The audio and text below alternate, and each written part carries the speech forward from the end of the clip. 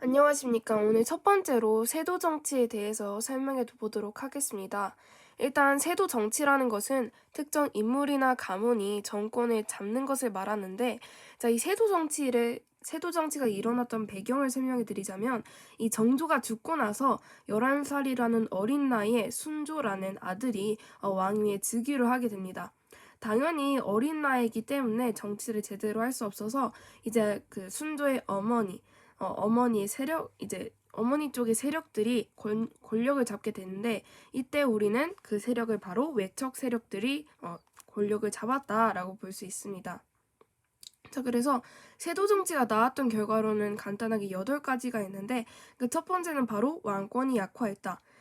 그 다음에 두 번째는 과거제 문란인데, 이 과거제 문란은 돈을 주면은 이제 과거제 문제를 알려주는 그러한 과거제 문란이 있었고, 그 다음에 세 번째로는 돈으로 관직을 사고 파는 그러한 매간 매직이 성행을 했다 할 수 있고, 그 다음으로는 수령과 아전이 높은 관직을 갖게 되면서 사람들의 세금을 빼앗는 등의 횡포를 부렸다라고 할 수 있습니다. 그 다음에 다섯 번째로는 이제 가장 중요한 그 세금 정치인 삼정이 문란하였다라고 할 수가 있고, 그로 인해서 많이 힘들었던 이제 백성들은 농민 봉기를 일으키게 됩니다. 자, 당연히 왕권이 약화하게 되면서 비변사의 힘은 강화를 하지만 반대로 의정부, 즉 왕을 중심으로 하는 의정부는 약화되었다라고 할 수가 있죠. 자, 그래서 세도 정치는 순조, 헌종, 철종 이렇게 3대 60년간 세도 정치가 일어났다는 것을 알 수가 있어요. 자, 그래서 순조 때에는 안동 김씨, 헌종 때에는 풍양조 씨, 철종 때에는 안동 김씨가 권력을 잡게 됩니다. 자, 그러면 가장 중요하고 문란하였던, 가장 극심했던 삼정의 문란을 볼 텐데, 자, 이 삼정은 총 3가지 종류가 있습니다. 첫 번째로는 바로 전정이에요. 이 전정은 토지세 같은 건데, 수령이나 아전들과 같은 높은 관직들의 사람들이 여러 가지 명목을 통해서 이 문란해졌다라고 할 수가 있어요. 그래서 그 예시로는 예를 들어서 황무지가 있는데, 그 황무지에서 야, 너 농사 되었으니까 돈을 내야지 하면서 뜯어가는 그런 여러 가지 항목에 포함이 되었다라고 할 수 있고, 그 다음에 두 번째로는 군사세인 군정의 문란이 있습니다. 자, 그래서 그 당시에는 균역법이 실시되고 있었는데, 이 균역법은 1년 1인 1피를 내는 이런 균역법이 실시되고 있었는데, 점점 이 군정이 문란해지기 시작하면서 황구첨정, 백골 징포, 인징, 족징 등과 같은 일이 벌어집니다. 자, 이것들은 뭐냐면 예를 들어서 아버지가 돌아갔는데 그 아버지의 죽음에 대한 군세를 내라 라고 하고, 또한 뭐 뱃속에 있는 아이에 대한 세금을 내라, 아니면 도망간 이웃이나 아니면 도망간 가족들의 이제 세금을 내가 대신 내야 되는 그러한 상황이 오게 됩니다. 자, 그래서 우리는 그러한 상황을 군정이 문란했다, 군정의 문란이라고 할 수가 있죠. 자, 그 다음으로는 삼정에서 가장 문란했던 황국의 문란인데요. 이 황국 자체는 가장 매우 좋은 빈민구제책이에요. 자, 그래서 이 백성들이 이제 세금을 내기가 힘드니까 춘대추납이라는 것을 실시를 해서 봄에 대출받고 가을에 이제 납속해라라는 그러한 뜻을 지녔던 황국인데, 이 황국이 고리대 변질하게 됩니다. 이 고리대 변질이라는 것은 높은 값의 이자를 이 납속을 할 때 붙였다라는 것을 알 수가 있어요. 자, 그래서 이 국가는 안 되겠다 하고 암행어사를 파견하지만 결국 이 암행어사도 똑같은 문란을 저지르게 되면서 실패로 있게 됩니다. 자, 그래서 사람들은 믿을 수밖에 그러니까 의지를 할 수 있었던 것이 종교밖에 없는데, 이 첫 번째로는 예언 사상이 있어요. 그래서 이 첫 번째로는 후천개벽, 즉 하늘이 무너져 내린다가 있고, 그 다음에 두 번째로는 정감록이 있는데, 이 정감록은 책이에요. 하나의 책인데, 이때 이 조선을 세운 이씨왕조가 무너져 내리고 정씨왕조가 일으킨다라는 내용을 담은 책을 정감록이라고 합니다. 그 다음에 세 번째는 미륵신앙인데, 이 미륵신앙은 이 미륵, 즉 하늘에 있는 신이 내려와서 우리를 구원할 것이다 라는 것을 믿은 것이 바로 미륵신앙이라고 볼 수 있습니다. 자, 그래서 이런 예언사상은 무속신앙과 결합이 되면서 많은 사람들에게 전파가 되었다는 것을 알 수 있습니다. 자, 두 번째로는 천주교 즉 서학인데 이 천주교는 사신들이 이제 그 처음에 청나라로부터 가져온 학문이에요. 근데 이게 점차 종교 즉 신앙으로 바뀌게 되는 것이 바로 천주교이자 서학이라고 할 수 있다.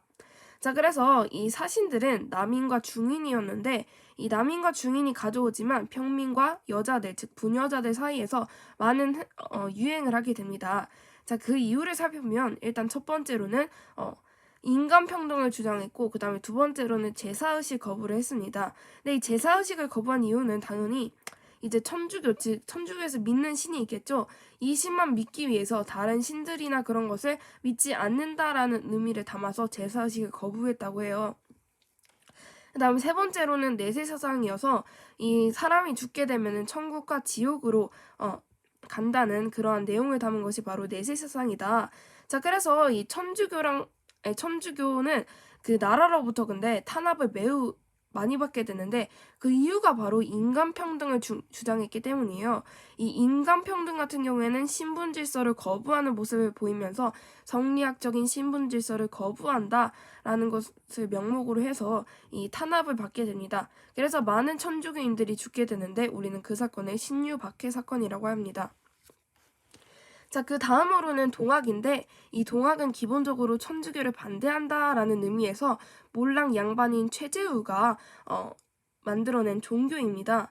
자, 그래서 이 동학은 약간 조금 잡교야. 그래서 많은 종교들이 이제 섞여져 있는데 이 동학 같은 경우에는 유교, 도교, 불교, 민간신앙이 이렇게 네 가지가 섞여져 있어요. 자, 근데 이때 천주교가 포함이 될 수 없는 이유가 이 동학 자체가 반봉건과 그 다음에 반외세적인 성격을 띠고 있기 때문에 왕이나 아니면 그 외국으로부터 간섭 같은 그러한 것을 반대한다라는 의미에서 당연히 여기서 천주교가 반외세 때문에 포함이 될 수가 없겠죠. 자, 그래서 이 동학을 볼 때는 종교이면서 사회운동이다 라고 표현을 할 수가 있습니다. 근데 이 동학 역시 탄압을 받게 됐는데 그 이유가 바로 혹세무민이라는 이유 때문이에요. 이 혹세무민이라는 것은 세상을 어지럽게 한다라는 이유에서 이 동학을 탄압하게 됩니다. 그래서 이 탄압하는 과정에서 당연히 이것을 이끌었던 몰랑 양반인 최재우는 죽음을 맞게 되죠. 자, 그러면 동학이 주장했던 세 가지를 보면 일단 첫 번째로는 인내천, 즉 사람이 곧 하늘, 사람을 중요시했던 그런 인내천이 있고 그 다음에 두 번째로는 후천개벽, 아까 전에 설명했듯이 하늘이 무너져 내린다 라는 의미를 지녔고 마지막 세 번째로는 보국안민이 있는데 이것은 나라를 보호하고 백성들을 편안하게 하자라는 의미를 담은 것이 바로 보국안민이라고 볼 수 있습니다. 자, 그래서 이렇게 그 사람들이 저항을 하고 의지를 하는 곳을 점점 찾게 되는데 사람들의 소극적인 저항으로는 괴서나 벽서가 있어요. 그래서 편지를 돌리거나 아니면 벽에다가 막 자신이 처한 상황에 대해서 막 그런 것을 나타내는 그런 것을 담겼다 것으로 저항을 했다라고 할 수가 있고 그다음에 두 번째로는 적극적인 저항이 있는데 이 적극적인 저항으로는 세금을 거부하거나 농민봉기를 발생시켰다라고 할 수가 있습니다. 자, 그래서 농민봉기의 대표적인 두 가지로는 일단 첫 번째는 홍경래단이 있는데 이 홍경래단은 홍경래, 이제 상인, 중인, 이제 광산업자, 농민, 광부, 품팔이꾼 등과 같이 여러 사람들이 많이 모여서 이 홍경래단에 참여를 했어요. 이 홍경래가 그 당시에 말재주가 엄청 좋았어요. 자, 근데 이 홍경래난이 발생했던 원인은 바로 평안도 서북지방에 대한 차별 대우랑 연달아된 세도 정치에 의해서 많은 농민들이 궁핍되었다라는 이 두 가지 이유에서 홍경래난이 일으키게 됐는데 이 평안도 차별 대우라는 것은 뭐냐면 그 평안도 지역은 대부분이 다 황무지였기 때문에 농사가 매우 어려운 상황이었어요. 근데 이제 나라에서는 야 세금 왜 안 내? 이러면서 매우 차별을 했다, 무시를 했다라고 할 수가 있습니다. 자, 그래서 이 홍경래는 청청각 즉 이북 지역을 점령하고 그 다음에는 정주성으로 이제 쳐들어가게 되는데 이 정주성에서는 나라의 군인들과 싸워야 되기 때문에 여기 정주성에서 패배를 하게 됩니다. 하지만 홍경래난의 의의로는 이후 많은 농민봉기들의 영향을 주었다라고 할 수가 있습니다. 자, 그 두 번째로는 임술 농민봉기인데 이 임술농민봉기의 처음 시작은 바로 진주농민봉기였어요. 자, 그래서 그 당시에 이제 경상우병사, 즉 이제 가장 유명했던 탐관오리가 있었는데 백낙신이라는 사람이에요. 자, 그래서 이 사람이 하도 농민들을 못살게 굴다 보니까 몰랑 양반인 유계춘이 나타나서 진주 농민봉기를 일으키게 됩니다. 자, 근데 이 농민봉기는 진주성에서 결국 패배를 하게 됩니다. 하지만 이 진주농민봉기의 결과로는 농민봉기가 전국적으로 확산되는데 큰 영향을 주었다라고 할 수가 있어요. 자, 그래서 이 임술농민봉기는 임술년에 일어난 농민봉기라고 해서 이 진주농민봉기를 비롯한 70개 이상의 그 농민봉기가 일어난 것을 우리는 임술농민봉기라고 합니다. 자, 그래서 나라는 이런 문제를 해결하기 위해서 가장 급심했던 삼정 이정청이라는 것을 실시하게 되는데, 하지만 이건 역시 실패했다라고 할 수 있습니다.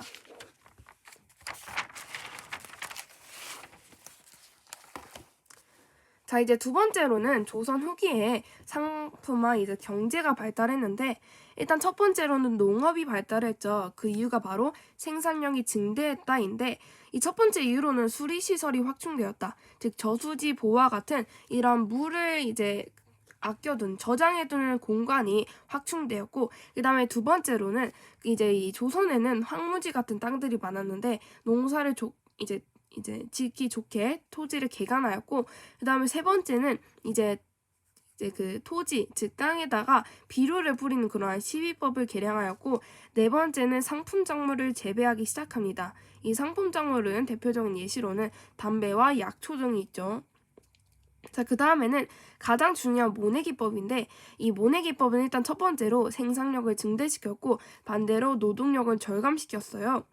자, 그리고 마지막으로는 이제 이모작이 가능했다는 것인데, 이 이모작이라는 것은 뭐냐면 1년에 2번 농사가 가능하다는 것입니다. 자, 그래서 이 이모작이 할 때는 1년에 쌀과 보리를 2번 심었다라고 볼 수가 있죠. 자, 근데 이 모내기법은 애초에 조선 전기 때부터 사용이 되고 있었어요. 하지만 일부 남부 지방에서 사용을 하고 있었다. 하지만 이 조선 후기가 되면서 전국적으로 모내기법이 사용됐다는 것을 알 수가 있습니다. 자, 그래서 모내기법의 결과를 보면 분홍과 빈농이 생겨나게 되는데, 이 분홍은 말 그대로 부자 농민을 뜻해요. 자, 그래서 이 모내기법을 이용을 해서 넓게 농사를 하는 광작을 하게 되는데, 이 돈을 더 많이 벌기 위해서 상물, 작물까지 재배를 하였다라고 볼 수가 있습니다. 자, 부자 농민이 생긴 반면 당연히 가난한 농민이 생기겠죠. 그게 바로 빈농인데, 이 빈농은 이제 그만큼의 이제 땅도 없고 토지도 없고 하니까 이 분농의 머슴, 즉 임노정자의 역할을 하였습니다. 자, 그래서 이 분농과 빈농이 발생되는 농민층 계층 분화가 발생했다라고 할 수가 있습니다. 그 다음에 두 번째로는 수공업인데, 이 수공업은 우리가 손으로 물건을 만드는 것을 수공업이라고 하죠. 자, 그래서 이 조선 전기에는 관영수공업이라는 것이 발달했는데, 이 관영수공업은 국가에서 관리하는 수공업 공장, 이제 회사 같은 거예요. 하지만 후기부터는 이제 많은 사람들이 이제 막 여기 다니고도 쉽고 막 혼란스러워지니까 국가에서 야, 니네가 이제 세금만 내면은 수공업을 하게 해주겠다라고 하면서 민영 수공업이 발달을 하게 됩니다. 그 다음에 세 번째로는 광업이 발달하게 되는데, 이 광업이 발달할 수밖에 없었던 배경으로는 일단 첫 번째로는 수공업이 발달하였다. 그 다음에 두 번째는 청과의 무역이 증대하였는데, 이 청과의 무역이 증대를 하게 되면서 이 무역을 할 때는 은을 주고받았단 말이죠. 자, 그래서 은의 수요가 증대되면서 광업이 발달하였다라는 것을 알 수가 있어요. 자, 그래서 이건 역시 민간인의 세금을 내면은 니네가 광업을 할 수 있게 해주겠다라고 했는데, 이때 광업을 하기 위해서는 세금을 내야 되는데 당연히 그냥 일반 농민인 민간인이 아니라 당연히 양반들 같은 돈이 많은 사람들이었겠죠. 자, 하지만 이러한 사람들은 자기가 돈을 내고 자기가 직접 일을 하지 않습니다. 자, 그렇기 때문에 전문 경영인인 덕대가 출연하게 됩니다. 자, 그 다음에는 이 광업이 발달하게 되면서 잠체라는 것도 일어나게 되는데, 이 잠체는 이제 그 잠잘 때 채굴에 간다라는 뜻을 지닌 것이라고 볼 수가 있어요. 자, 그 다음에는 상업이 발달하게 되는데 이 상업이 발달하게 될 수밖에 없었던 배경으로는 농업이 발달했고 농업과 도시가 발달했고 대동법이 실시되었어요. 이 대동법이 실시가 되면서 당연히 이제 이 대동법을 이제 나라나 왕실이나 관청에 필요로 한 물품을 납품해주는 공인 역시도 이제 발달하게 되는데 이것들이 이제 물품 납품이 이제 중요시해지게 되면서 사상 성장이 즉 시장과 같은 이제 난정과 같은 이제 사상이 성장을 하게 되는데 이 사상이 도구로 성장을 하게 됩니다. 이 도구는 오늘날로 따지면 이제 뭐 삼성 뭐 LG 뭐 그런 것 같은 대기업인데 이 사상이 도구로 성장하였다라고 볼 수가 있어요. 자, 근데 이 도구로 성장할 수밖에 없었던 그 배경으로는 금난 정권이 폐지되고 통공 정책을 실시하였다라고 볼 수가 있습니다. 자, 그래서 이것의 종류로는 4가지가 있는데 일단 첫 번째로는 송사, 즉 개성에서 청과 일본에게 인삼을 중개무역했던 곳이고 두 번째는 이제 만상이 있어서 의주에서 청나라와 교류를 하였고 그 다음에는 내상, 즉 동래에서 일본과 교류를 하였고 마지막 경강상인에서는 한강에서 운송업을 하는 선상이 발달하였다라고 볼 수가 있습니다. 자, 그래서 이 선상이 발달하게 되면서 당연히 포구가 성장을 하게 되었겠죠. 이 포구가 성장하면서 당연히 객구라는 것이 생겨나게 되는데 이 객구는 배로 이제 숙박이나 운송, 금융, 매매 등과 같은 잡식 일을 하는 거예요. 자, 그래서 이 시장과 같은 장시가 성장하게 되는데 이 시장에는 24시간 운영을 하는 상설시장이 발달되었고 그 다음에는 그 보부상이라는 것이 발달이 돼서 이 시장과 시장가의 유통망 역할을 해줬어요. 그 다음에로는 이때 이제 시장 사이에서 물건을 이제 사고 팔 때 사용했던 화폐가 상평통보였다. 그래서 이 상평통보를 전국적으로 사용했다라는 것을 알 수 있습니다. 자, 그래서 처음에 조선 전기에는 개시무역이라는 것을 실시를 해서 국가에서 관리를 해주었지만 이제 후기로 갈수록 개시무역과 후시무역 이 둘 다를 하게 되면서 이것은 개인이 하는 무역 같은 것과 같아요. 그래서 이러한 차이가 있다라고 볼 수가 있습니다. 자, 그 다음으로는 사회 구조의 변화에 대해서인데요.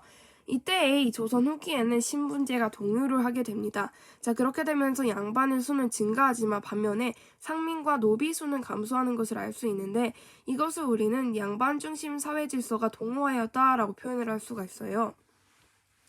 자, 그래서 일단 첫 번째로 양반은 붕장 정치로 인해서 양반 분열이 일어나게 되는데 그래서 일부 양반은 고위관직을 이제 얻게 되었지만 대다수의 몰랑 양반들 즉 잔반들은 농민과 다를 처지가 없었다라는 것으로 나타낼 수 있어요. 그 다음에 두 번째는 상민인데 이 상민은 양반이 되기 위해서 납속과 공명첩을 실시를 하게 됩니다. 그렇게 되면서 호족과 족보를 위조하기도 하죠. 그 다음에 세 번째로는 중인인데 이 중인이 이제 이 4가지 신분 중에서 가장 신분 상승 운동을 활발히 했던 이 계층이라고 볼 수가 있어요. 그 이유가 일단 그 계층 순서를 봐보면 양반 밑이 바로 중인이란 말이에요. 이 중인 역시 이제 약간 양반과 비슷한 처지인데 완전한 양반이 아니기 때문에 사람들이 차별을 했다라고 해서 이 중인들이 신분 상승 운동을 이제 활발하게 일으키게 됩니다.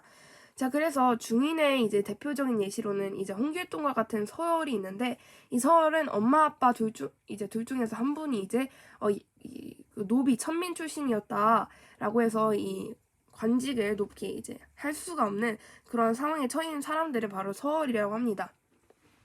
이 서열들은 그래서 문과 응시 자격을 달라고 했어요. 이때 당시에는 서열은 문과를 응시할 수가 없었고 또한 주요 관직을 진출하는데 제한이 있었는데 이 제한을 없애달라라고 이 신분 상승 운동을 벌이게 됩니다. 자, 그래서 기술직 중인들은 전문 지식을 모아다가 신분 상승 운동을 벌였다라고 정리를 해볼 수 있습니다. 자, 그 다음에 네 번째로는 노비, 즉 천민이 있는데 이 사람들이 이제 신분 상승을 하기 위해서는 군공, 즉 군사 이제 군대에 나가서 공을 세우거나 돈으로 이제 관리를 관직을 사거나 아니면 도망가는 그런 것으로 이제 신분을 바꾸거나 상승을 시킬 수 있었다. 자, 그리고 그 당시에는 이제 노비 종목법이라는 것이 생기게 되는데, 이때 원래는 이제 서울과 같이 이제 엄마 아빠 중에 한 명이 이제 노비나 이제 천민이면 당연히 그 아들이나 딸도 당연히 이제 천민이랑 노비가 돼요. 하지만 그것을 막아주는 노비 종목법이 실시가 되고, 그 다음에 세 번째로는 이 순조 때 공노비 해방을 하게 됩니다. 이 공노비 해방을 왜 시키냐면, 이제 그때 당시에는 사람들이 세금을 내기 엄청 힘들어가지고, 노비들을 해방시켜주면은 이 사람들이 세금을 내겠지 하고 이 순조 때 공노비 해방 사건이 일어나게 됩니다. 자, 그 다음에 사회 개혁론으로는 실학, 즉 실용적인 학문이 발생하게 되는데, 이 실학이 발달할 수밖에 없었던 배경으로는 일단 사회적, 경제적으로 변화가 있었고, 그 다음에 두 번째로는 아무 이제 도움도 안 되는 성리학을 반성하였다. 그 다음에 세 번째로는 가장 중요한 청해 고증학, 즉 증거가 없으면 행동하지 않는다라고 해서 청해 고증학이기 때문에 이 실학이 발달되었다라고 볼 수가 있습니다. 자, 그래서 이 실학에 이제 두 종류가 있는데, 일단 첫 번째로는 농업이 있고 두 번째로는 상공업이 있습니다. 그래서 이 첫 번째 그 농업 중심 개혁론인 이제 토지 개혁으로는 이제 대표적인 인물이 3명이 있어요. 일단 첫 번째는 유형원인데 이 유형원은 균절론을 주장을 하게 됩니다. 이 균절론은 신분에 따라서 차등 있게 토지 분배를 해야 된다라고 주장을 하고, 그 다음에 이익은 한전론을 주장하는데, 이 한전론은 농민들에게 최소한의 땅인 영업전을 분배를 하고 이것을 땅을 팔지 못하도록 매매를 금지시켜야 된다라고 주장을 하죠. 자, 그 다음에 세 번째 정약용은 여전론을 이제 주장하게 되는데, 이제 농민들에게 이제 공동의 땅을 하나 줘서 공동 소유와 공동 경작을 하게 두었다라고 할 수가 있습니다. 그 다음에 두 번째로는 상공업 중심 개혁론이 발생하게 되는데, 이 상공업 개혁 중심론은 청해의 선진 문물을 수용해야 된다고 하고, 두 번째는 당연히 상공업이 발달되고 진행되어야 한다라고 얘기를 하겠죠. 그 다음에 세 번째로 가장 중요시했던 것은 바로 유통, 즉 이제 교통수단과 같은 것인데, 그 예시로는 뭐 수레, 선박, 화폐 등이 있겠죠. 자, 그래서 이 상공업 중심 개혁론에는 이제 대표적인 인물이 총 4명이 있는데, 일단 첫 번째로는 유수원이 있어요. 이 유수원은 우서라는 이제 책을 이제 출판하게 되는데, 이제 이 책에는 산업공상이라고 해서 직업적인 평등을 외치게 됩니다. 그래서 신분에 따라 없이 다 동일하다라는 것을 내용을 담았고, 그 다음에 두 번째는 홍대용이라는 사람인데, 이 홍대용은 과학자였어요. 과학자. 그래서 서양의 기술을 수용하고 문벌 제도를 폐지해야 된다라고 주장을 합니다. 그 다음에 세 번째는 박지원이 있는데, 이 박지원은 청나라에 갔다 오면서 이 청나라에 갔다 온 이제 내용을 열하액이라는 것에 담아서 냈고, 여기를 통해서 뭐 이제 그 유통과 같은 수레, 선박, 화폐 등을 주장하였다. 그리고 양반정 허생 등과 같은 책을 출판하면서 이 양반들의 이제 그런 부조리 같은 것을 비판하였다라고 할 수가 있고, 그다음에 마지막 네 번째로는 박제가가 있는데, 이 박제가는 북학의라는 것을 출판을 해서 소비가 있어야 생산이 있다라는 것을 주장하게 됩니다. 자, 그래서 이 실학의 의의로는 개혁적이고 민족적이고 실용적이고 근대적이고 실사구시하다. 하지만 이 실학의 한계로는 실제 정치에 반영이 되지 못했어요. 그 이유는 이 실학은 남인들이 가져오게 되는데, 이때 이 당시에는 남인들이 아무런 힘이 없었기 때문에 이 실학이 정치에 반영될 수가 없었다라는 그러한 특징을 지니고 있었습니다. 자, 그 다음으로는 이제 흥선대원군의 개혁정치인데요. 자, 그래서 이 흥선대원군의 개혁정치가 발달될 수밖에 없었던 그 배경으로는, 일단 첫 번째로 국내 부분에서 보면 이 세도정치는 세도정치가 있었기 때문에 백성들이 매우 궁핍했죠. 그 또한 이제 삼정의 문란이 있고, 그래서 이렇게 힘든 이제 노민들과 백성들은 당연히 동학과 천주교에 의지할 수밖에 없었고, 이 동학과 천주교의 힘이 세지는 교세 확장이 발생하게 됩니다. 자, 그래서 이 국내에서는 왕권 강화를 하기 위해 매우 이제 혼란인 그런 상황에 처해 있다라고 할 수가 있죠. 자, 근데 국외도 국내와 마찬가지로 매우 혼란스러운 상황이었어요. 그래서 이영선 막 외국 배가 출몰하고 막 중국, 일본이 개항하기 시작하고 연해주라는 중국 땅도 러시아에게 이제 먹히는 등의 혼란스러운 상황에 처해 있었다. 자, 그래서 이 흥성대원군이 개혁 정치를 펼치게 되는데 그 목적으로는 일단 첫 번째로는 왕권을 강화하고 두 번째로는 국가 재정, 즉 돈을 확보시키고 세 번째로는 이제 백성들의 안전, 즉 민생들의 안전 이 세 가지 목적으로 흥성대원군이 개혁 정치를 펼치게 됩니다.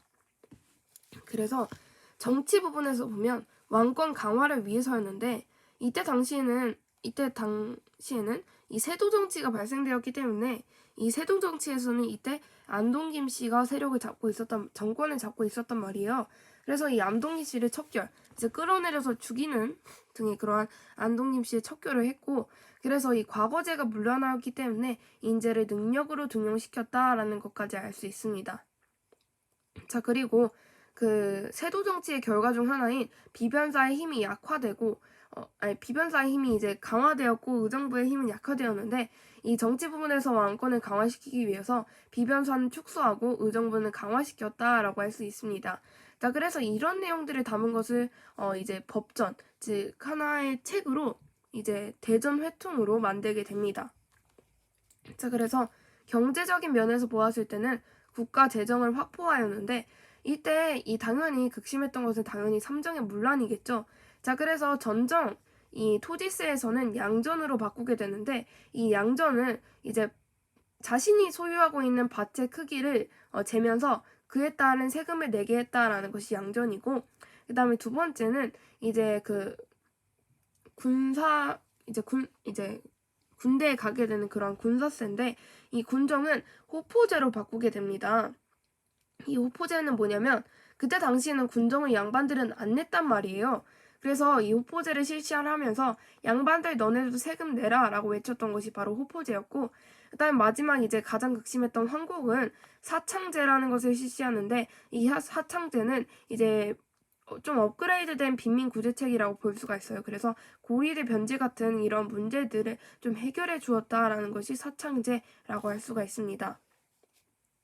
삼정의 문란에 더 나아가서 이 흥성대원군은 서원을 정리하게 되는데 이 서원은 오늘날의 학교를 뜻해요. 근데 이 서원은 매우 큰 특권을 지니고 있었는데 바로 땅과 노비를 나눠주고 세금에 대한 면세 특권을 지니고 있었어요. 하지만 이 특권을 가지고 막 횡포를 부리고 막 세금도 뜯고 하게 되면서 이 흥성대원군이 전체 600개의 서원을 47개로 줄여버리게 됩니다. 그래서 양반들의 불만이 더욱더 커졌다라는 것을 알 수가 있죠. 자, 그 다음으로는 세 번째 이제 경복궁의 중건이 있는데 이 경복궁 중건이라는 것은 이제 쓰러져가는 경복궁을 다시 재건립하였다라는 것이 경복궁 중건입니다. 자, 그래서 이 목적으로는 당연히 이제 왕실인데 쓰러져가니까 왕실의 위험을 높이기 위해서 중건하였다라고 할 수 있죠. 하지만 이 경복궁 중건은 백성들에게는 엄청 최악이고 엄청 힘들단 말이에요. 그 이후로 첫 번째는 강제 노동이었다. 그 다음에 두 번째는 노동을 시키면서 세금을 내라고 동시에 시켰기 때문에 그때 이제 사람들이 난 돈이 없다, 세금을 낼 수가 없다라고 외칩니다. 자, 그러자 흥성대원이 실시했던 것이 바로 당백전입니다. 이 당백전은 이제 그 상평통부의 한 10배, 100배 정도 되는 그런 값어치를 지닌 돈을 당백전이라고 하는데 이것을 사용해라 라고 하는데 반대로 물가가 이제 엄청 많이 상승해버린 그런 역효과를 낳았다라고 할 수가 있죠. 자, 그랬더니 이제 그 당백전을 실시를 하는데 이 사람들이 세금을 내지 못하니까 양반들한테 야, 너네 돈 많지, 기부 좀 해라 라고 하면서 원납전이라는 것을 실시하게 됩니다. 자, 그리고 더 나아가서 흥성대원군은 통상수교 거부 정책을 펼쳤는데 이 통상수교 거부 정책이라는 것은 그러니까 외국과의 교류를 중단한다, 거부한다라는 그런 의미를 담은 것이 바로 통상수교 거부 정책입니다. 그래서 이 첫 번째로는 1866년에 병인양요가 발생하게 되는데 이 병인양요는 프랑스가 우리나라로 쳐들어온 사건을 말해요.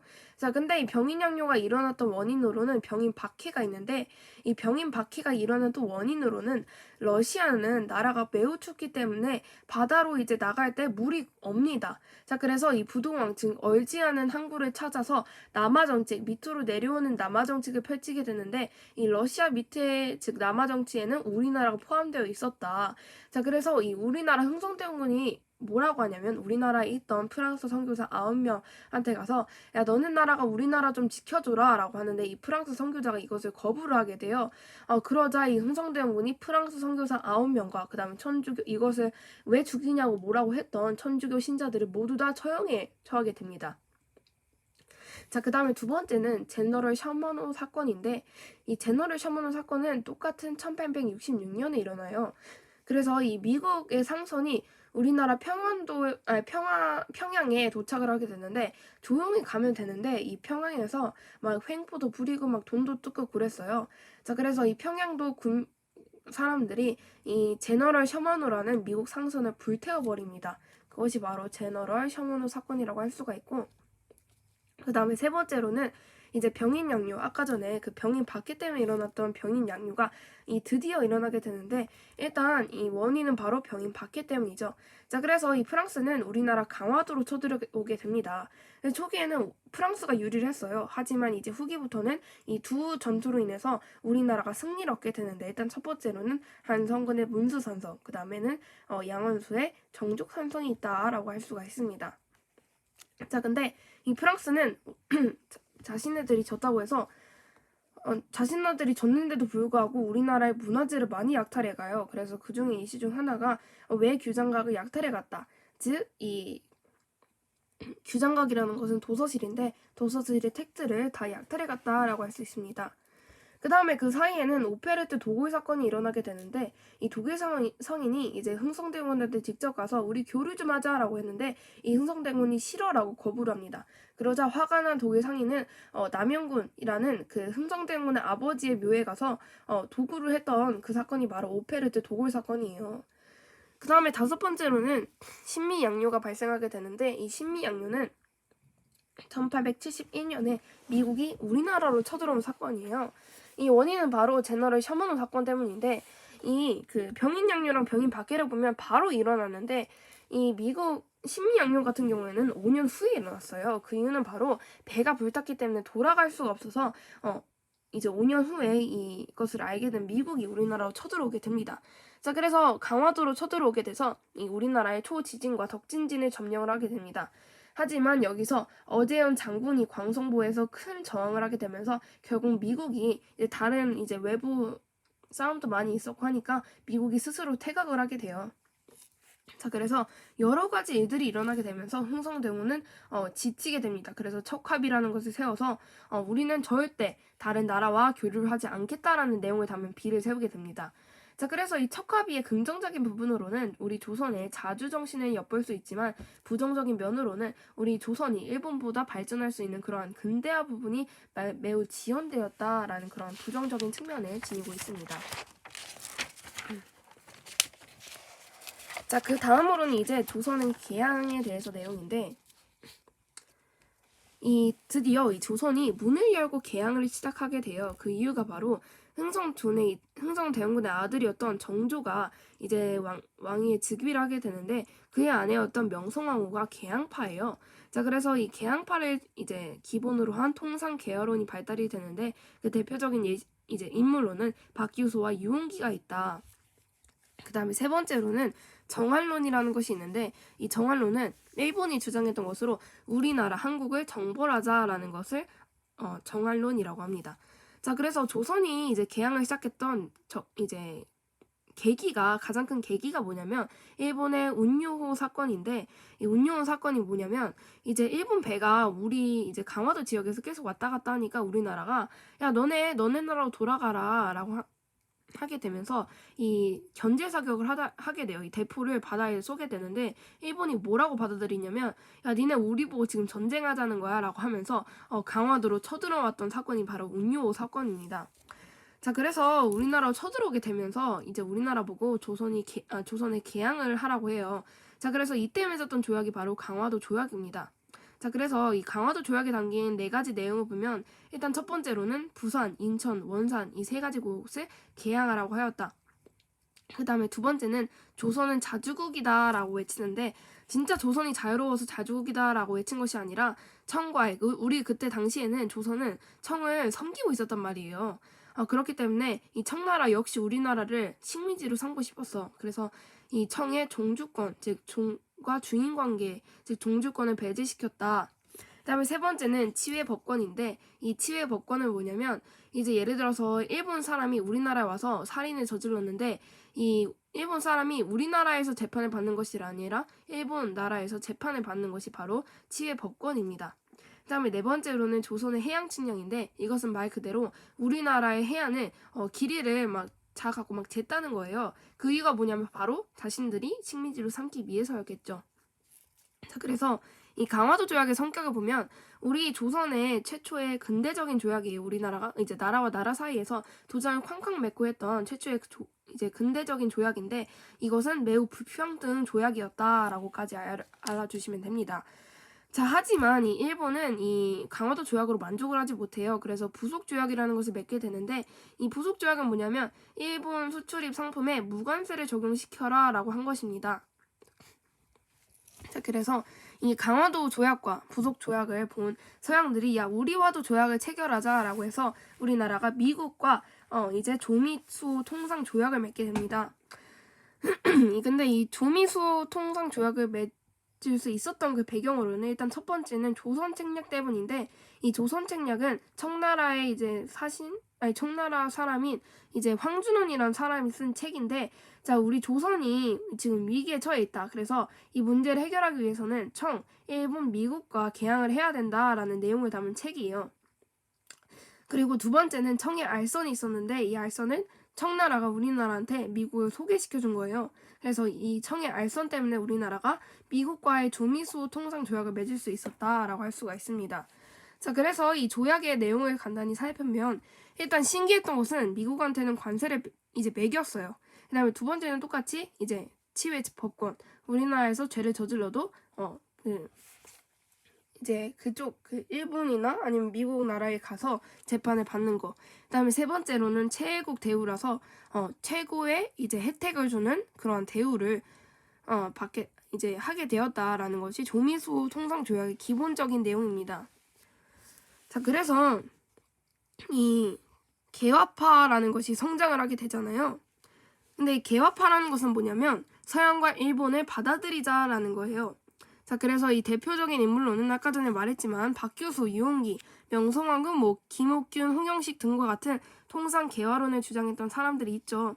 자, 그래서 이 개화파의 이제 3가지 주장하는 것은 일단 첫 번째는 통리기 무화문이라고 해서 이때 당시에 개화 정책을 펼치기 위한 회의 기구라고 보이면 돼. 그래서 통리기 무화문이 생겨났다. 그 다음에 두 번째는 당연히 서양과 일본의 문물을 받아들이자는 입장이기 때문에 조사 시찰단이라는 것을 실시해서 일본에는 수신사, 청나라에는 영선사, 미국에는 보빙사를 파견을 하게 되면서 가서 이제 조사 좀 하고 와라, 관찰 좀 하고 와라 라고 해서 파견했던 것입니다. 자, 그 다음으로는 우리 신식 군대가 생겨나게 되는데 이 청나라에 가서 영선사를 파견하면서 무기를 막 이제 많이 받아들인단 말이야. 그래서 우리나라도 일본한테 당할 수만은 없다라고 해서 만든 신식 군대가 있는데 그것을 우리는 별기군이라고 합니다. 자, 하지만 이 개화파의 반대로는 위정적 사파가 있는데 이 위정적 사파는 이제 당연하게 서양과 일본의 문물을 받아들이지 말자. 자, 그래서 이 대표적인 인물로는 흥성대원군이 있겠죠. 자, 그래서 1860년대에는 흥성대원군의 통상수교 거부 정책이 실시가 되었고 1870년에는 강화도 조약, 1880년도에는 조선 책략, 그 다음에 90년도에는 이제 일본이 우리나라를 직접 쳐들어오는 일제 침략이 일어나게 돼요. 그래서 이 위정적 사파가 뭐라고 하냐면 안 되겠다. 이제 의병을 들고 일어나야겠다라고 하면서 이때 이 의병들이 일제 침략에 의해서 일어나게 됩니다. 자, 근데 이때 이제 그 신식 군대가 생겨나게 되면서 이모군란이라는 것이 발생을 하게 되는데 이 이모군란은 구시군인에 대한 이제 차별 대우가 그 원인입니다. 그래서 막 근료도 많이 밀리고 그랬어. 자, 그래서 화가 난 구시군인들은 일본인 교관을 살해하고 외국 공사관으로 쳐들어갑니다. 하지만 이 사람들은 여기까지 이렇게 큰 일을 벌릴 생각이 없었어. 그래서 흥성대원군한테 도움을 요청해서 이 흥성대원군이 재집권하게 된다. 하지만 명성황후가 이러면은 내가 다시 재집권하기가 힘들겠다, 다시 오르기가 힘들겠다라고 해서 청나라한테 도움을 요청하게 됩니다. 그래서 이 청나라가 흥성대원군을 납치해 가요. 그래서 다시 명성황후가 집권하였다라고 볼 수가 있어요. 자, 그러면 이 이모군란의 결과를 보았을 때 당연히 청나라의 도움을 요청했기 때문에 청나라의 내정 간섭이 더욱더 심각해지고 심화되었겠죠. 그 다음에 두 번째로는 조청수력 무역 장정이라는 것을 맺게 되는데, 이것은 청나라와 조선 사이에 이제 잘해주자, 우리가 청나라한테 잘해주자라는 내용을 담은 것을 조청수력 무역 장정이라고 한다. 그 다음에 세 번째로는 제물포 조약이라는 것을 실시했는데, 이 제물포 조약은 일본과 맺은 거예요. 이 일본이 뭐라고 하냐면, 야, 니네 우리나라 일본인 교관 죽였지 않냐? 그에 대한 배상금을 내놔라 라고 하면서 제안했던 것이 바로 제물포 조약이다 라고 할 수가 있습니다. 자, 그래서 이 개화파는 이제 통상 개화론자들이 만든 개화파인데, 자, 이 개화파에도 두 가지 종류가 있어요. 일단 첫 번째는 온광개화파, 두 번째는 급진개화파인데, 이때 이 온광개화파에는 뭐 명성황후, 김홍집이라는 사람이 있었고, 급진개화파에는 김옥군과 박용효 등과 같은 사람이 있습니다. 자, 그래서 이 온광개화파는 뭐라고 하냐면, 야, 서구식 무기나 기술 그런 건 받아들여도 돼. 하지만 조선제도는 끝까지 유지를 해야 된다라고 주장하는 반면, 반대로 급진개화파들은 일본의 이제 의지를 하고 청의 간섭에 배제를 해야 된다라는 것을 중점으로 서구식 무기나 기술은 수령을 하고, 또한 조선제도 또한 개혁이 돼야 된다, 바뀌어야 된다라고 주장을 합니다. 하지만 이때 당시에는 명성황후가 이제 황후였기 때문에 당연히 온건 개화파가 실시를 했겠죠. 자, 그래서 이제 급진 개화파가 일으켰던 것이 바로 갑신정변입니다. 이 갑신정변을 일으켰던 배경으로는 일단 첫 번째로는 청해 간섭이 매우 심화되었고, 그 다음에 두 번째로는 이 정부에서 실시하는 온건배wan파, 개화 정책에 불만을 가지고 있었다. 자, 그래서 이 갑신정변을 어디서 일으키냐면 그 당시에 우체국이었던 우정총국에서 축하연, 즉 갑신정변을 일으켰다라고 할 수가 있어요. 자, 그래서 여기서 서구식 의회제도를 하게 되면서 14개 조정강, 즉 14개의 법을 발표를 하였다. 자, 그래서 이 명성황후가 이것을 큰일 나겠다라고 해서 또 이제 청한테 이제 도움을 요청해요. 그래서 청의 군대가 이제 오게 되면서 3일 만에 천하되었다. 3일 만에 갑신정변이 막을 내었다라고 하면서 결국 실패를 하게 됩니다. 자, 그래서 이 갑신정변의 결과로는 일단 첫 번째는 당연히 또 도움을 요청했으니까 청의 내정 간섭이 더욱더 심해졌겠죠. 그다음에 두 번째로는 일본과의 항정 조약을 맺게 되는데, 이건 역시 배상금을 물으라라는 내용의 한선 조약이었고, 그다음에 세 번째는 일본과 청나라 사이에서 맺은 텐진 조약입니다. 이 텐진 조약은 뭐냐면 이제 조선에 네가 군대를 보내게 되면, 군대를 파견하면 그것을 통보를 보내라. 그럼 우리도 같이 들어오겠다라고 해서 청나라가 들어오면 이것을 알리고 일본도 같이 들어오고, 일본이 들어오면 이것을 알리고 청나라도 같이 들어오는 거예요. 자, 그래서 갑신정변의 한계로는 일단 첫 번째로는 백성들이 지지를 해주지 않았어요. 그 이유는 바로 일본에게 너무 의지를 했기 때문에. 자, 그래서 이 갑신정변의 의의로는 최초의 근대적인 정부개혁이었다. 왜냐하면 서구식 의회 제도를 발표하고 막 14개의 조정강, 즉 법을 발표하였으니까.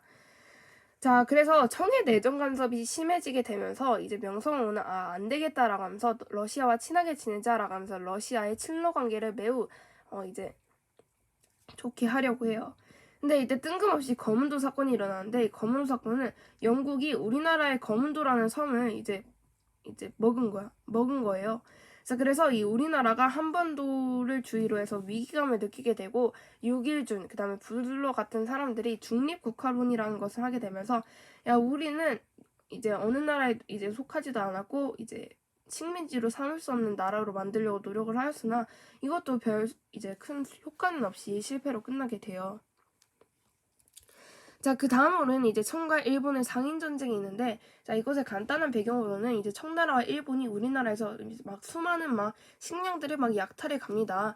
자, 그랬더니 우리가 실시한 것이 바로 방공령인데, 이 방공령은 이제 일부 지역에서 야, 우리 쪽에서 이제 세금이나 아니면 식량을 걷어가지 마라고 해서 실시한 것이 바로 방공령이에요. 자, 그래서 일본과 청나라가 뭐라고 하냐면, 야, 니네 나라가 분명 조약을 맺을 때 우리한테 최고 국가라고 해서 대우를 해준다고 하지 않았냐? 라고 하면서 배상금을 요구를 하게 됩니다. 하지만 어이없게도 우리는 여기에 굴복을 하게 되면서 정부에 대한 불신이 증가하게 되었다. 자, 그래서 방공령, 정부 불신, 청과 일본의 경제적인 침투, 창간오리의 수탈, 동학 교제 확장에 의해서 결국 사람들은 상내 서울 공주에 모이게 돼요. 자, 그래서 여기서 교조 신안 운동이 벌이게 되고, 그다음에 두 번째로는 동학을 박해를 하지 말아라 라는 내용의 이 두 가지를 이용을 해서 상내 서울 공주에서 모이게 되는데, 또 더 나아가서 봉헌 집회라는 것을 실시를 해요. 그래서 탐관오리를 척결하고 외세를 배척해라 라는 반봉건과 반외세적인 성향을 보여주고 있다라고 할 수 있습니다. 자, 그래서 사람들은 이를 통해서 봉기들을 일으키게 되는데, 농민봉기, 이 1차 봉기로는 전라도 고부군수에서 일으키게 됩니다. 전봉준이.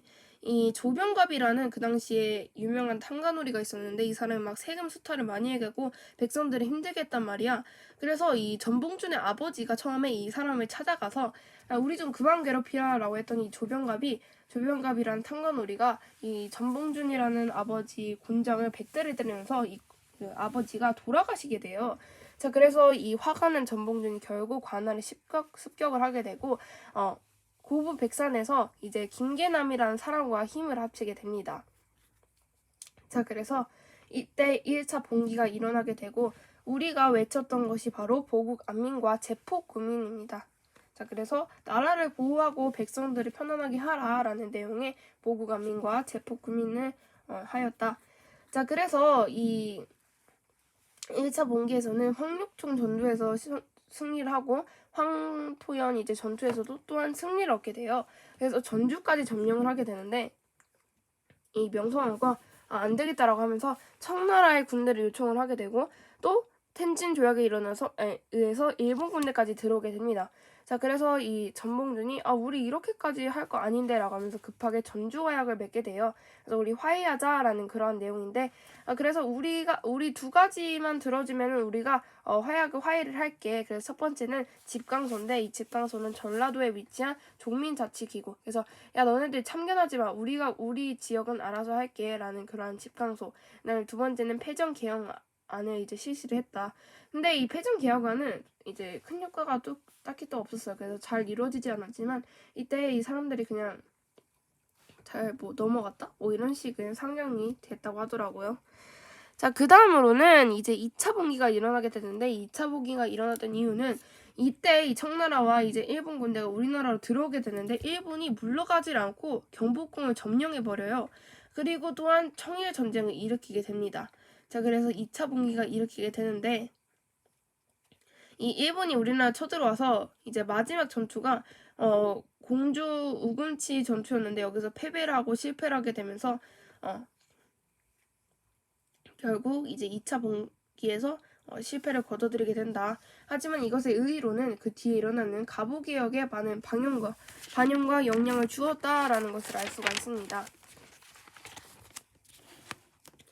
자, 그래서 그때 당시에 우리나라에서 실시했던 것이 교정첩이라는 것을 실시했는데, 이 교정청을 없애고 일본이 야, 군국 기무처 세우라고 하면서 이것을 세움으로써 우리나라를 감시하고 지도하였다. 자, 그래서 이 군국 기무처를 바탕으로 했던 개혁이 바로 가보개혁인데, 이 가보개혁은 1차, 2차를 일으키게 돼요. 자, 그래서 이 가보개혁은 일본이 일으키는데, 이 일본이 우리나라 사람들이 끌어들여야 되지 않겠냐라고 해서 김홍집이라는 사람을 중심으로 해서 이 가보개혁을 일으키게 됩니다. 그래서 정치적인 이제 봤을 때는 과거제를 폐지하였고 국정사무와 왕실사무를 분리시켰어요. 그래서 야, 국정 너네는 국정끼리, 나 왕실 너네는 왕실이 하는 일을 해라 하면서 분리를 시켰고, 경제적인 면에서는 재정관청을 일원화시켰어요. 그래서 그때 당시에는 근데 세금을 뺏고 돈을 빼앗는 게 한 곳이 아니었단 말이야. 막 여러 곳이었어. 막 길 가다는데 막 돈 내놓으라 하고 막 여러 곳이었단 말이야. 그래서 이 돈을 내는 그런 관청을 일원화, 즉 하나로 만들었다. 자, 그 다음에는 조서의 급납화를 실시를 하면서 그때 당시에는 뭐 쌀, 뭐 옷감 뭐 이런 것들도 됐는데 이때는 돈을 내라라고 하면서 그것을 바꿨어요.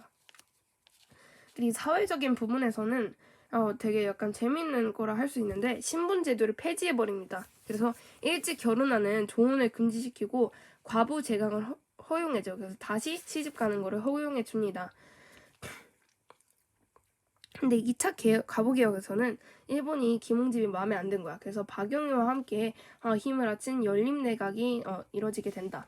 근데 2차 가보개혁에는 군국 기무처를 폐지시키게 되는데 그 이유는 바로 청일전쟁이 끝나서 일본의 승리로 끝났기 때문에 더 이상 우리가 이런 것을 세워서 감시하는 게 아니라 직접적으로 와서 감시를 하겠다라고 하면서 이것을 폐지하게 돼요. 그래서 이 일본이 고종한테 뭐라 하냐면 야 홍범 14조 발표해라고 하면서 이때 당시 포함됐던 내용 중 하나가 바로 교육 입국 조서였다라고 볼 수가 있습니다.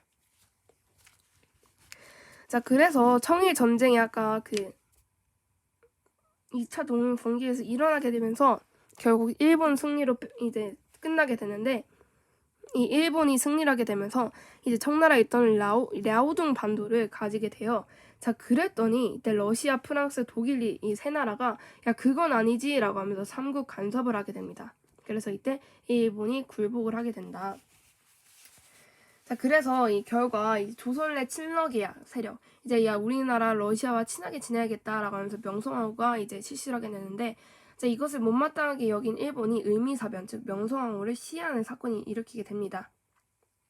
자, 그래서 을미사변이 발생하고 후에는 또한 이제 김홍집의 친일 내각을 중심으로 을미개혁이 발생되게 되는데 이 을미개혁으로는 일단 단발령, 머리를 짧게 자른 단발령과 우편제도 부활, 종두법 시행, 그때 당시에 주사를 다 맞으라는 종두법 시행이 있었고 그 다음에 이제 달력이나 그런 걸 사용할 때 다 양력을 사용했던 그러한 내용을 담은 것이 바로 을미개혁이다.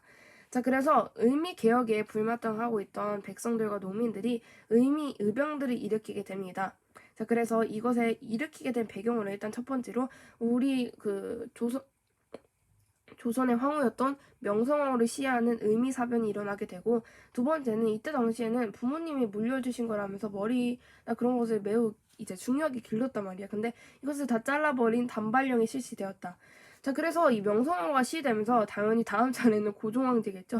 자, 그래서 야관 파천을 하게 돼요. 이 고종황제가 러시아로 이제 도망가 버립니다. 그것을 아관파천이라고 하는데 이 아관파천의 결과로 인했던 첫 번째로는 당연히 러시아로 갔기 때문에 조선 내에서 러시아의 힘이 강해지고 또한 그 주변에 있는 나라들 서구 열강들이 이권을 침탈하게 되면서 야 너네 이래저래 해라 라고 하면서 참여를 했던 그런 결과들을 초래했다라고 할 수가 있어요.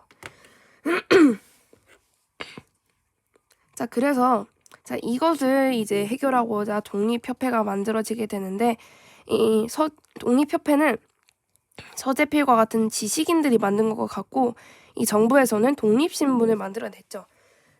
자, 근데 이 독립협회의 가장 큰 특징이 뭐냐면 바로 회원 자격이 없어요. 그래서 각계각층의 사람들이 모여서 독립협회에서 협회를 하였다, 활동을 하였다라고 할 수가 있어요. 자, 그래서 이 독립협회 활동으로는 독립신문과 독립문을 만들어내고 이 사람들은 지식인으로서 말을 매우 논리적으로 하는 것을 좋아하기 때문에 토론회와 연설회를 열게 됩니다. 자, 그래서 이 종로에서 하나의 토론회를 열게 되는 그것이 바로 이제 가장 큰 토론회였던 만민공동회였고 이 공동회는 종로에서 일어나고 똑같이 회원 자격이 없었으며 자유국권을 주장하였다. 그래서 이 아관파천의 결과로 나타냈던 러시아의 내정 간섭을 반대하고 서구 열강들의 이권 침탈을 반대하였다. 자, 그래서 이러한 공동회들을 통해서 자유민권 운동을 통해서 언론, 출판, 집회, 결사 등의 자유를 되찾았다라는 것을 할 수가 있습니다. 그리고 또한 이때 당시에는 사람들이 뭐라고까지 외치냐면 야 정부 니네 대신해서 우리가 직접 회의를 해서 니네한테 알려줄게. 그러면 니네가 발표만 해줘 라고 해서 관민 공동회가 발생되게 되는데 그래서 이때 주장을 한 것이 헌의 6조입니다. 고종한테 이 헌의 6조를 발표하라고 시켜요. 하지만 이 결과로는 이것들이 다 이제 해선이 되게 되는데, 첫 번째로는 보수파의 모함이 있었다. 그때 당시에 이제 권력을 지니고 있었던 경제적으로 이제 여유로웠던 보수파들이 막 고종황제한테 가서 야, 쟤네들이 막 니네 니 몰아내려고 막 이런 거를 실시한다라고 해서 모함을 했고, 그다음에 두 번째로는 한국협회, 즉 보부상들과 충돌했어요. 그래서 막 이 사람들이 연설하고 있는데 와서 막 자기네들 막 장사하고 막 토론하고 협회하는 거야. 그러면서 막 방해를 하면서 막 충돌이 많이 일으켜졌어요. 자, 그래서 이것까지는 외울 필요가 없지만 이러한 것들은 나중에 애국개몽 운동에 많은 영향을 준다라고 할 수가 있습니다. 자, 그래서 아관 파천으로 이제 러시아로 도망갔던 고종황제가 드디어 광무에 돌아오게 돼요. 자, 그런데 이 사람이 오자마자 했던 것이 뭐냐면 바로 황제 즉위식입니다. 왜냐면 이 다른 나라들이 계속 쳐들어오니까 안 되겠다. 내가 황제가 되어야겠다라고 하면서 황제 즉위식이 되고 조선에서 대한제국으로 바뀌게 됩니다. 그래서 이 대한제국인 세 나라가 건립이 되게 되면서 당연히 새로운 법인 대한국국제가 실시가 되고, 이 대한국국제는 기본적으로 이 황제한테 권력이 모두 다 이제 집중되는 거예요. 그게 바로 대한국국제법이라고 할 수가 있다. 자, 그래서 이때 당시에 이제 일어났던 개혁이 바로 광무개혁인데, 이 광무개혁은 이제 시위대나 아니면 진위대 이런 항의를 지킬 수 있는 그런 숫자를 증가시켰다라고 할 수가 있습니다. 그래서 뭐 등등 상공업이 발달하고 교육이 발달하고 상공업과 교육제도를 중심으로 한 개혁인 광무 개혁들이 할 수가 있었다. 하지만 이건 역시 한계로는 부소파와 서구 열강 간섭의 반대가 있었다라고 간단히 정리를 해볼 수 있겠습니다. 자, 그래서 이 처음 시작했던 이제 세도 정치부터 이제 교정청, 이제 즉 황제 그러니까 고종 황제의 악원 파천과 독립협회 등까지의 내용으로 정리를 마치도록 하겠습니다.